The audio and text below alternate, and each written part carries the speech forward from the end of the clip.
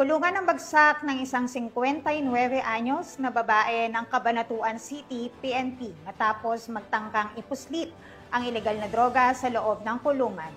Nakibalita dyan si Police Corporal Jessel Rivera.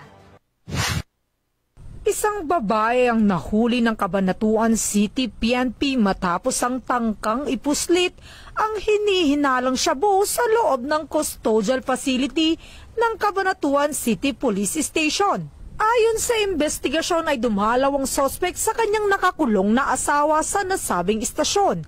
Sa isinagawang standard inspection ng mga otoridad sa kanyang dala-dalang gamit ay nadiskubre ang isang heat-sealed plastic sachet na may lamang tinatayang 0.3 gramo na hinihinalang shabu na nakatago di umano sa bulsa ng isang pares ng maong pants na balak niyang ipasok sa kulungan. Kaya naman agad na inaresto ng Cabanatuan City PNP ang suspect at nahaharap ngayon sa kasong paglabag sa Republic Act 9165 o Comprehensive Dangerous Drugs Act of 2002.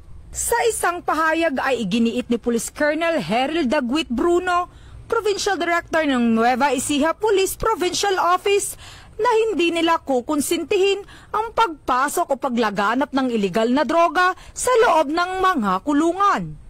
Mula dito sa Central Luzon, ang inyong PNN correspondent, Police Corporal Giselle V. Rivera, alagad ng batas, tagataguyod ng Balitang Pulis.